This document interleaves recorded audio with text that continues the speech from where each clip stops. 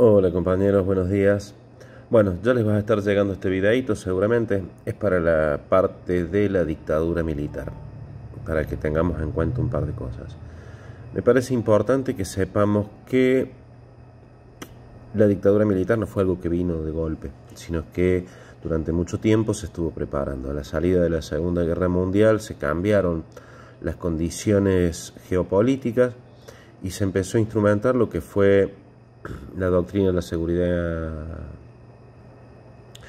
nacional, en la que fue adhiriendo poco a poco nuestro país, primero con la Revolución Libertadora, y desde allí se empezó a encontrar al enemigo interno. Los que participaron particularmente en nuestro país para conformar ese tipo de militar que es el que termina llegando en la dictadura fueron primero los generales franceses venidos de la contrainsurgencia de Argelia, que formaron a nuestros milicos, los curas lefebristas,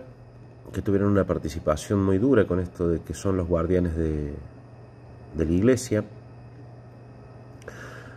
la Escuela de las Américas, que tenía situada en Panamá, donde se formaron en tortura, especializaron en tortura nuestros policías y militares, y en Argentina puntualmente, vamos a citar Córdoba, que es donde estamos, fue el campo de ensayo primero con la conformación de la AAA y luego unificado en el Comando Libertadores de América. Acá tiene origen primeramente en el año 74. La primera causa que tenemos de delitos de lesa son de octubre del 74, cuando se ordena la captura de Agustín Tosco. No recuerdo si fue el 18 de octubre. A través de una orden dada por el juzgado federal, y se allana Luz y Fuerza, se allana la sede del Partido Socialista de los Trabajadores y se allana la sede del Partido Comunista. En ese allanamiento, llevado a cabo por orden judicial federal, con fuerzas de la Policía Federal, fuerzas provinciales y la AAA. ¿Y por qué digo la AAA? Porque en ese allanamiento puntualmente, luego de haber detenido a 17 personas, llevarlas a lo que era el D2, torturarlas y largarlas un par de días después, de la que resulta muerta la compañera Titi Hidalgo, en las paredes del Partido Comunista pintaron: zurdos de mierda, los vamos a matar a todos, firmado la AAA. O sea, ya había una connivencia entre el Poder Judicial y las fuerzas policiales y parapoliciales. Luego se convierten en el 75 en el Comando Libertadores de América. No voy a relatar todo lo que hicieron las bestias durante esos años de dictadura. Me parece que el relato está bastante claro. Lo que sí podemos detallar son un par de datos. Horacio Berbisky sostiene que a finales del 77 ya se habían eliminado todas las fuerzas militares de lo que se llamaba subversión, o de las áreas militares de las organizaciones políticas, que eran alrededor de 6.000 personas, o sea que 24.000 se llevaron de más, según sus propios criterios. Hay una entrevista hecha por una periodista francesa, Monique Duquet, a Arguindegui, creo que es, donde confiesa, sin saber que está la cámara prendida, que el método elegido fue a propósito, dado que si lo hacían de otra manera iban a tener un escándalo internacional y el Papa en contra, y que ellos calculaban que habían sido 8.000 los detenidos desaparecidos. En el desarrollo de estos puntos de la dictadura cívico-militar que nos invadió en el 76 hasta el 83, no voy a rescatar ni voy a estar contando los horrores que se hicieron. Simplemente vamos a decir, por ejemplo, algunos datos que refiere Berbisky, que se calculaba que alrededor de 6.000 compañeros eran los que estaban involucrados en las variantes militares de las organizaciones políticas, y que todo eso había sido desmantelado más o menos entre mediados y finales del 77, o sea que hubo un despliegue mayor de la dictadura con respecto a los compañeros detenidos desaparecidos.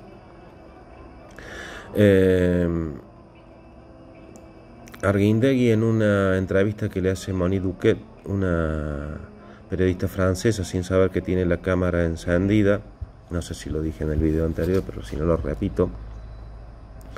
reconoce las atrocidades que se hicieron, da un número aproximado de 8.000 desaparecidos y explica que no había otra forma política, según ellos, de solucionar el conflicto, porque si no el escrache mundial y el papado en contra iba a ser muy terrible. Pero para comprender realmente las consecuencias de la dictadura cívico-militar del 76, tenemos un documento que es imprescindible leer, que es la carta abierta a la Junta Militar escrita por Rodolfo Walsh, que era periodista, fundador de Ancla, una agencia de noticias clandestina, que entre otros estaba Horacio Berbisky, que compartía dirección de Montoneros, con los cuales mantenía diferencias políticas. En la carta, cuando la va a publicar, Montoneros pretendía que se sacaran algunos párrafos y se pusieran otros, y Rodolfo no lo hizo, y lo hizo tal cual lo había armado él. Ese 24 de marzo del 77, luego de enviar varias cartas a los diarios, principales diarios nacionales y extranjeros, se dedica a repartirlos, y cuando está en una esquina de Buenos Aires, una patota de la ESMA lo encuentra, alrededor de 15 personas, dice la historia. Él, sabiendo las consecuencias que sería el traslado hacia la ESMA, saca una pistola 22 que tenía en sus piernas y se hace ejecutar ahí mismo por esta patota. Perdón. La carta tiene muchos puntos, describe las atrocidades cometidas por la dictadura, pero hay uno en especial, el número 5, que yo les voy a leer unos párrafos. Ustedes continúenlo y analícenlo uno a uno, porque es la parte tal vez más importante. Y dice así: estos hechos que sacuden la conciencia del mundo civilizado no son, sin embargo, los que mayores sufrimientos han traído al pueblo argentino, ni las peores violaciones de los derechos humanos en que ustedes incurren. En la política económica de ese gobierno debe buscarse no solo la explicación de sus crímenes, sino una atrocidad mayor que castiga a millones de seres humanos con la miseria planificada. Y a partir de ahora una serie de datos para que entiendan la claridad con la que Rodolfo Walsh hablaba en el momento exacto en que ocurrían las cosas. En un año han reducido ustedes el salario real de los trabajadores al 40%, disminuido su participación en el ingreso nacional alrededor del 30%, elevado de 6 a 18 horas la jornada de labor que necesita un obrero para pagar la canasta familiar, resucitando así formas de trabajo forzado que no persisten ni en los últimos reductos coloniales, congelando salarios a culatazos mientras los precios suben en las puntas de las bayonetas, aboliendo a toda forma de reclamación colectiva, prohibiendo asambleas y comisiones internas, alargando horarios, elevando la desocupación al récord del 9%. Prometiendo aumentarla con 300.000 nuevos despidos, han retrotraído las relaciones de producción a los comienzos de la era industrial, y cuando los trabajadores han querido protestar los han calificado de subversivos, secuestrando cuerpos enteros de delegados que en algunos casos aparecieron muertos y en otros desaparecieron. Los resultados de esta política han sido fulminantes. En el primer año de gobierno, el consumo de alimentos ha disminuido el 40%, el de ropa más del 50%, el de medicinas ha desaparecido prácticamente en las capas populares. Ya hay zonas del Gran Buenos Aires donde la mortalidad infantil supera el 30%, cifra que nos iguala con Rhodesia, Dahomey o las Guyanas. Enfermedades como la diarrea estival, la parasitosis y hasta la rabia, en que las cifras trepan hacia marcas mundiales o las superan. Como si esas fueran metas deseadas y buscadas, han reducido ustedes el presupuesto de la salud pública a menos de 1/3 de los gastos militares, suprimiendo hasta los hospitales gratuitos, mientras centenares de médicos profesionales y técnicos se suman al éxodo provocado por el terror de los bajos sueldos. Sigue. Recomiendo que lo lean. Ese es el punto central en el que nosotros tenemos que hacer hincapié. Hola, mi nombre es Fernando Oviedo, soy docente, soy militante de la ciudad de Río Cuarto. Mis primeros años de militancia fueron en el ámbito de los derechos humanos, después transité otros espacios vinculados con la política partidaria. Agradezco la invitación de Julia a reflexionar sobre estos temas que tienen que ver con con la historia reciente de nuestro país en cuanto a la última dictadura cívico-militar y puntualmente al rol de la militancia y de la lucha de las mujeres en esa etapa de nuestra historia. Yo formé parte de los primeros años de conformación de la Comisión Municipal de la Memoria y junto a Julia, como a tantos compañeros y compañeras de distintas organizaciones políticas, sociales, sindicales, estudiantiles, nos dedicamos a reconfigurar ese entramado social a través de la reflexión de nuestro pasado reciente y de la reconstrucción de una memoria colectiva que es necesario reconstruir. Y si yo pienso esto en el campo del sindicalismo con una perspectiva de género, no sé si tengo muchas respuestas para darles, pero sí mi invitación de hoy es a preguntarnos, a hacernos preguntas, porque así es como reconstruimos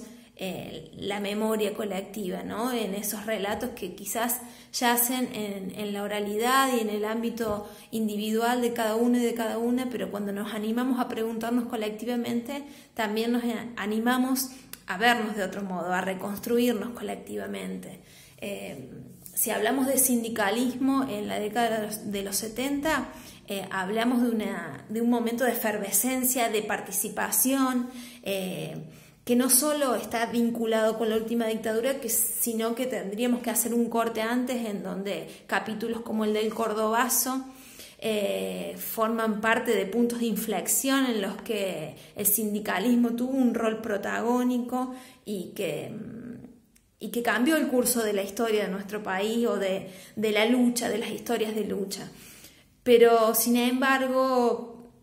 hay un sujeto que está ausente como protagonista de ese capítulo en cuanto a lo sindical y es la mujer. Hoy quizás es más común ver a mujeres ocupando espacios de decisión en las estructuras sindicales, pero aún así seguimos sufriendo en carne propia las mujeres la lucha interna de poder llegar a esos espacios, de ocupar espacios de decisión, de poder tener una voz propia. Imaginemos lo imposible que era eso hace 40 años atrás. Y no solo era imposible por la sociedad que hoy evaluamos desde un paradigma del patriarcal o desde el machismo, sino que era imposible por el rol que ocupaba la mujer en la sociedad, en el mundo laboral. Pensar la mujer en el ámbito sindical es también pensar qué porcentaje de mujeres accedían a un trabajo registrado, que tenían posibilidad de estar contenidas en una organización sindical, ¿no? Esa es una pregunta que pongo a disposición para que entre todas podamos pensarla, ¿no? Pensar el rol de la mujer es pensar esa imposibilidad que tuvieron las mujeres de acceder durante la década de los 60, los 70 a espacios de decisión en las estructuras sindicales. Pensemos que recién en la década del 80 tuvimos a Mari Sánchez, que fue la primera mujer, la primera compañera docente que formó parte de la conducción nacional de CGT. Y hasta el día de hoy, cada vez que vemos una conferencia de prensa, nos cuesta ubicar a una compañera en espacios de representación, espacios de posición, ¿no? En cuanto a la representación. En los 70 eso fue muy difícil. Quizás la mayor cantidad de compañeras vinculadas con espacios sindicales y víctimas del terrorismo de Estado tienen que ver con el ámbito de la docencia, en donde sí hay un número significativo de mujeres víctimas en un universo de entre 400 y 600 docentes víctimas del terrorismo de Estado, secuestrados, desaparecidos, asesinados, en el cual las mujeres ocupan un número significativo. Sin embargo, en otras profesiones sindicalizadas, en otros espacios laborales sindicalizados, esa no es la realidad. Pero sí creo que es bueno pensar cuál fue el rol de la mujer en los hogares de trabajadores sindicalizados que fueron perseguidos o que fueron víctimas de delitos por delitos de lesa humanidad, ¿no? pensar qué pasó con esas mujeres, porque esta voz silenciada, que es la voz de la mujer vinculada con el mundo del sindicalismo, no solamente tiene que ver con su militancia activa en un espacio sindical, sino también con el rol de la mujer en otro ámbito de organización social, que es la familia. El primer ámbito de organización social es el familiar, ¿no? Y pensar qué sucedió con estas mujeres que de repente quizás eran en su momento amas de casa, se ocupaban de las tareas del hogar y de repente se vieron expuestas a situaciones límites frente a la ausencia de su compañero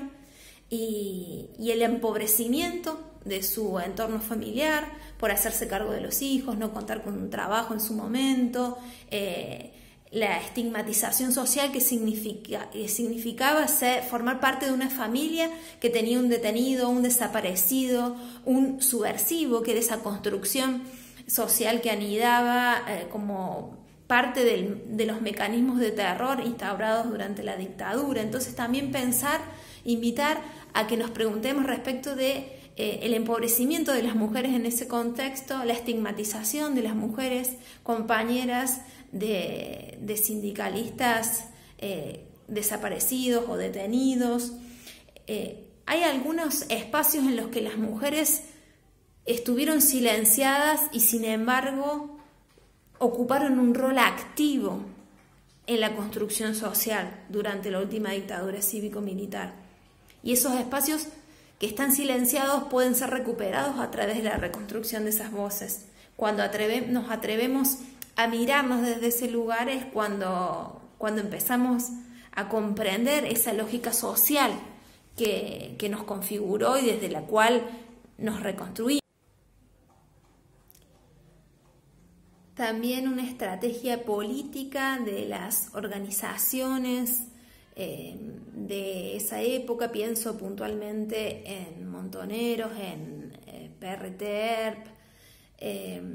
tenía que ver con el entrismo, con esta estrategia que se daban de penetrar en los espacios fabriles para darse una lógica de construcción política. Y allí también creo que las mujeres ocuparon espacios claves en su rol proletario, ¿no? A lo mejor venían de otros espacios más intelectuales, estaban relacionadas inclusive con formaciones profesionales, pero ingresaban al sector fabril con una consigna y con una misión de carácter político vinculada a su organización política de base. Casos como este, por ejemplo, podemos vincular a la compañera Berta Perazzi, que es una de las tantas víctimas fatales de nuestra ciudad y región. Cuando digo víctimas fatales, tenemos en cuenta tanto a personas secuestradas y desaparecidas como a personas asesinadas. Hay un universo en nuestra localidad que no solo cuenta a Río Cuarto, sino a distintas localidades periféricas que tienen que ver con 40 víctimas fatales. En Río Cuarto podemos encontrar listado en el Monumento a los Desaparecidos, que está en el Consejo Deliberante. Y bueno, pienso en el caso de Berta Perazzi, oriunda de Coronel Moldes, pero radicada en Río Cuarto, que después se traslada con el tiempo a la ciudad de Córdoba y termina cumpliendo tareas en una fábrica de galletitas donde ingresa a trabajar desde estos mecanismos y estas estrategias de entrismo que se daban las organizaciones, ¿no? También pensar una perspectiva de género propiamente dicha en la construcción política, no sé si era viable para organizaciones como las que mencioné anteriormente. Si bien promovían el ingreso de la mujer en la militancia, en espacios claves de militancia, pero no había una militancia de consignas orientadas a una perspectiva de género, ¿no? propias del género, del rol de la mujer, por ejemplo, en el ámbito laboral, de las diferencias que tenía la mujer, no, nada de eso. Sí hay quienes han estudiado y han rastreado en otras experiencias políticas como el PST, que ya en los años 70 promulgaba algunas consignas que estaban relacionadas con el aborto legal, con la demanda de métodos anticonceptivos, sí consignas más propias de género, pero las organizaciones políticas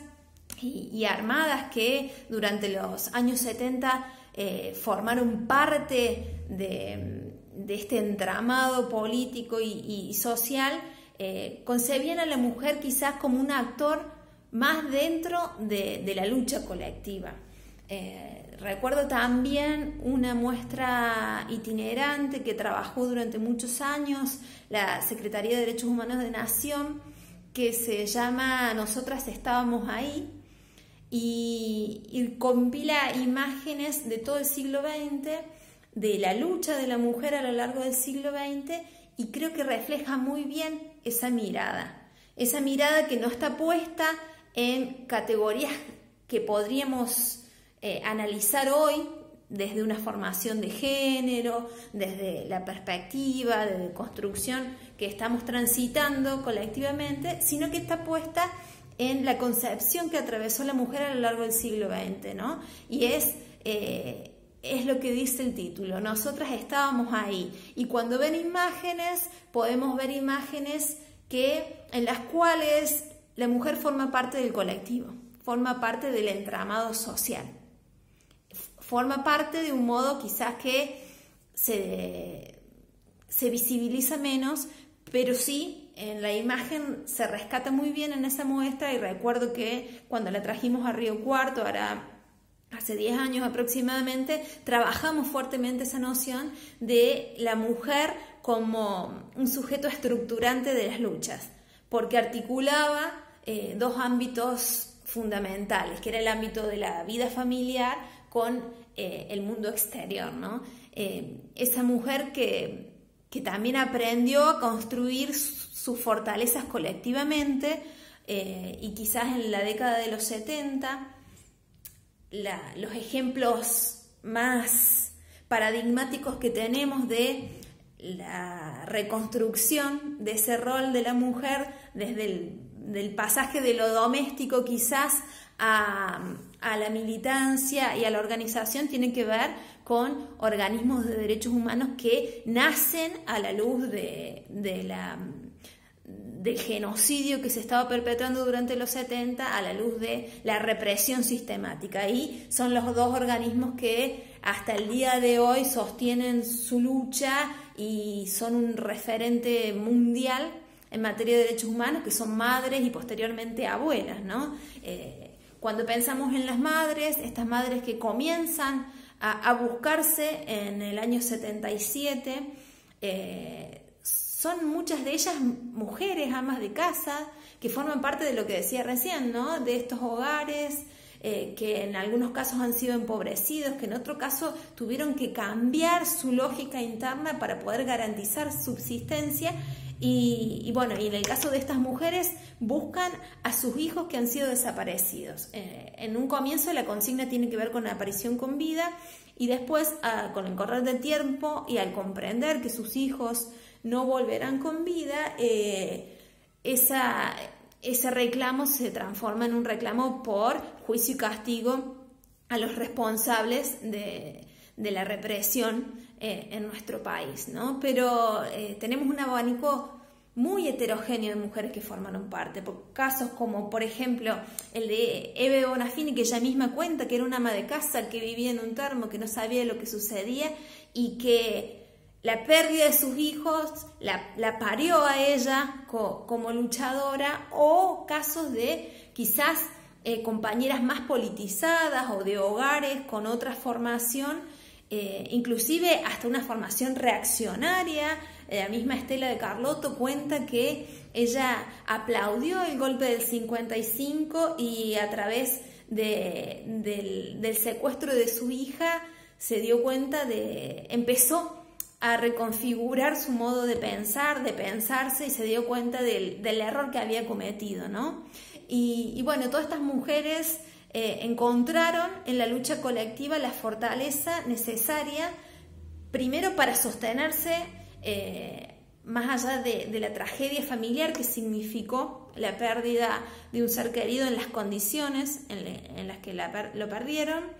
y segundo, para sostener ese reclamo hasta la actualidad. Y a ellas les debemos, como a tantos familiares que comienzan su lucha en la década de los 70, y la continuidad misma los lleva a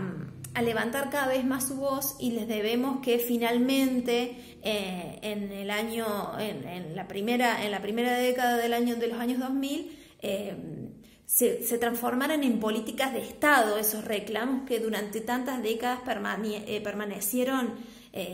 intactos en el colectivo, en el entramado colectivo de nuestra sociedad. Eso es fundamental para pensarnos, ¿no? Otro tema vinculado con la represión vivida en los cuerpos de las mujeres tiene que ver con la hazaña mediante la cual se aplicaron tormentos, vejaciones y persecución hacia las mujeres durante la última dictadura. Y pienso en este sentido en la situación que atravesaron tantas mujeres, tantas compañeras detenidas, que pasaron por centros clandestinos de detención, que fueron detenidas embarazadas, que dieron a luz a sus hijos y a sus hijas en situaciones extremas, y que luego fueron privadas de esa maternidad y por supuesto posteriormente fueron asesinadas. Pienso en el botín de guerra que significaron esos hijos y esas hijas, de los cuales aún muchos continúan desaparecidos, y es la lucha permanente que como sociedad llevamos adelante, porque ya no solamente es una lucha que forma parte de las abuelas, sino que creo que la sociedad en su conjunto se alegra cada vez que un nieto recupera su identidad, recupera su historia de lucha, más allá del dolor que significa eso, porque es una herida generacional que nos atraviesa a todos. Pero también, al pensar estos temas desde una perspectiva de género, quizás hay uno que ha sido muy silenciado a lo largo de los años, y que con muchas dificultades en la actualidad logra construir o dar a luz un discurso colectivo, y tiene que ver con las disidencias sexuales, ¿no? Vinculadas con los colectivos LGTBI, comunidades trans, comunidades homosexuales, que sufrieron una doble persecución y una doble saña en cuanto a las formas en las que fueron reprimidas, perseguidas, exterminadas, y que fueron silenciadas durante muchos años también, ¿no? En situaciones inclusive de doble negación, porque pienso en que ahora la comunidad trans puede acceder a un cambio de identidad que se ve reflejado, de identidad de género, que se ve reflejado en un documento, y eso abre las puertas al ejercicio de una ciudadanía más plena, cuando todavía nos falta muchísimo para lograr esa ciudadanía, pero hace 40 años atrás eso era imposible, porque a veces ni siquiera reclamaba por los cuerpos la familia, y cuántos casos habrán quedado silenciados en el camino. Pensarnos desde una perspectiva de género y mirarnos 40 años, 45 años atrás, 50 años atrás, es un desafío. Y es un desafío necesario, porque todavía hay muchos compañeros y compañeras que sobrevivieron a esa etapa de nuestra historia, que pueden prestar su testimonio, y para que puedan dar su testimonio creo que colectivamente debemos empezar a articular otras preguntas, aprender a preguntarnos de otro modo para encontrar nuevas respuestas, ¿no? Y en ese sentido, pensar la visión de la mujer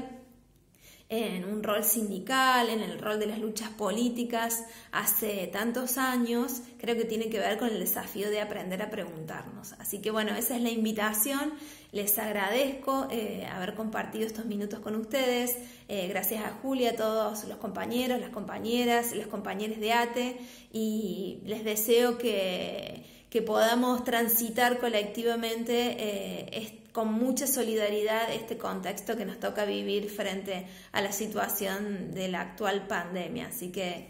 saludos para todos, un abrazo y muchas gracias.